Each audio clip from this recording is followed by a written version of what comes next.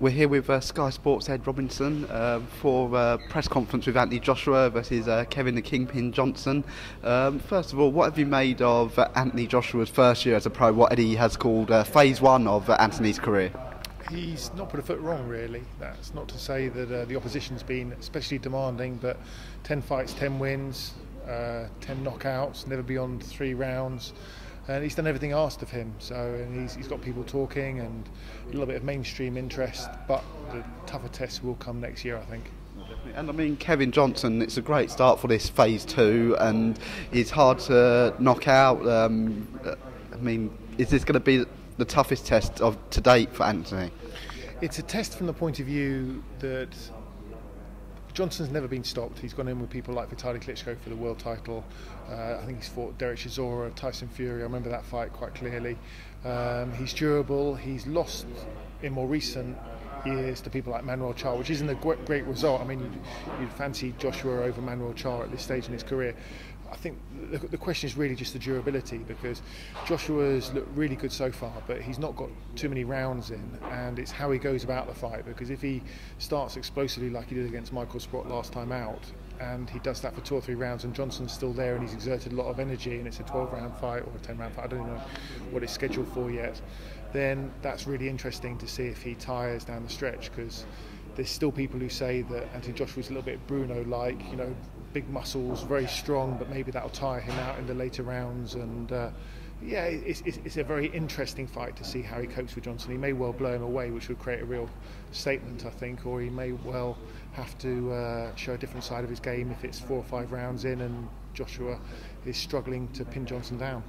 And even though Anthony Joshua, he gets his opponents out early so far in his career, he does go back to the locker room and he does do a bit of pad work to make up for the rounds he's missed.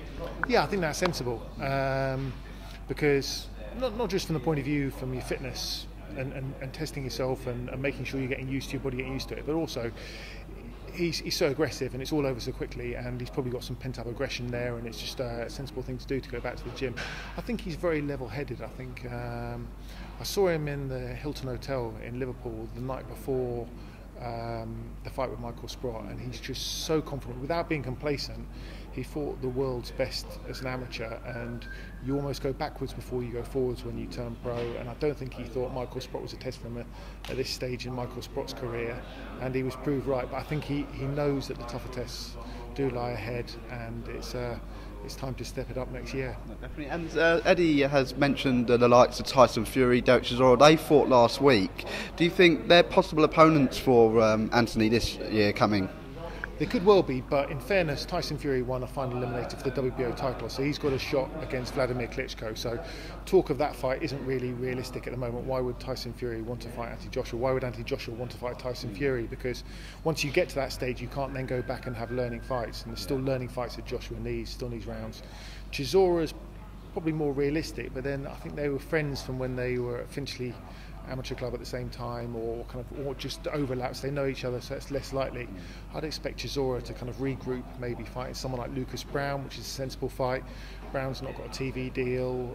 Ricky Hatton, I'm sure, would fancy that fight, and he's world ranked, so Chisora, it would be a chance back for him. And styles-wise, that would probably suit Chisora more than Tyson Fury with a big height and reach advantage over him.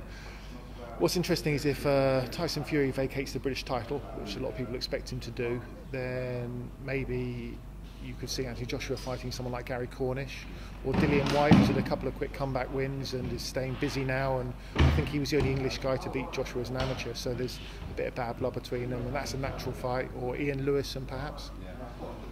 And someone who's coming back to Sky Sports December 13th, Amir Khan. What's it going to be like having Amir back on Sky Sports? Yeah, I mean, Amir has some critics, but he is always in very exciting fights. He's picked himself up more times than anyone cares to remember. I've never known a fighter actually be so underrated, then overrated, then underrated, then overrated. And people have said, when he lost to British Prescott, there were a lot of respected journalists saying he would never reach British title level. He's been a world champion, he's made mistakes, but in fairness, against Luis Collazo last time out, I thought he boxed as well as I've ever seen him.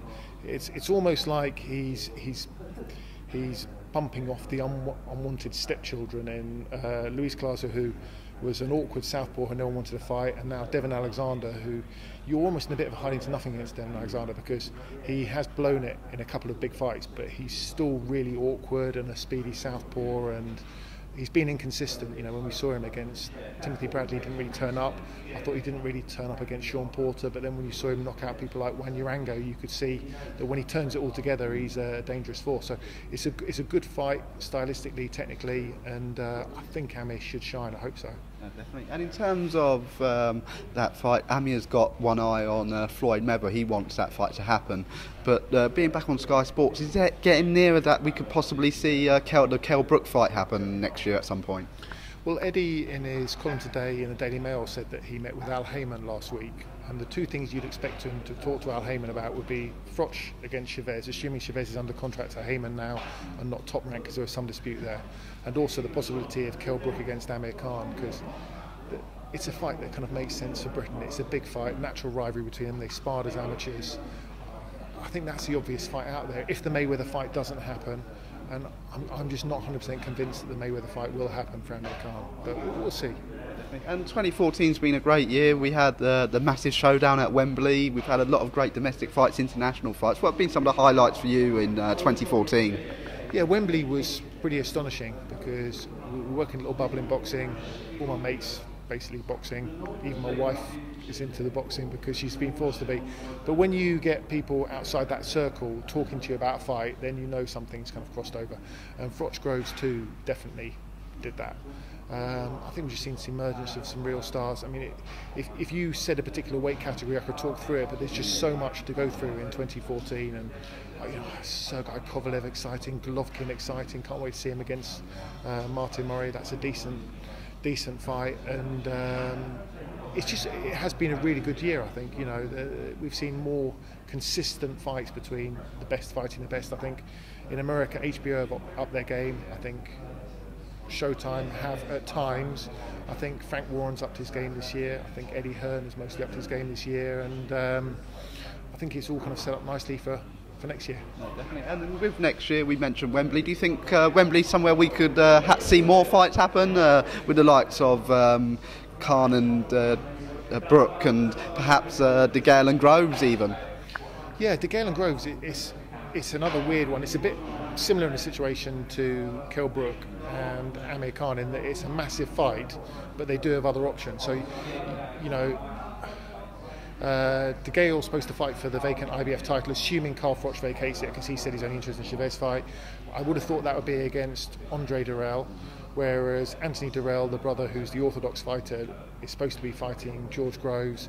If one of those two wins a world title, then, or if they both won a world title, a unification fight would make obvious sense at Wembley. But it's whether they want to prioritise winning a world title or a big grudge match that probably would attract a Wembley kind of crowd. Who knows? That's up to them, really. And what can we expect from Sky Sports boxing-wise in 2015 in the new year? I don't know. I think we've got a lot of very good prospects on the books. Matchroom have. Going to see all those develop. I mean, what's kind of been announced already? We know this card looks good on January 31st. I don't want it to read like an advert, but I'm interested to see who John Ryder fights. I'd love to see him fight someone like Highland, who just beat Matthew Macklin. I've got a decent test of Kevin Mitchell, a couple of kids turning pro on the bill. Abril against Anthony Croll is interesting, see if he can pull that off. And there's plenty to look forward to. Well, thank you so much for your time, Ed, and thank you. Nice talking to you. Cheers. Cheers, thank you, Ed.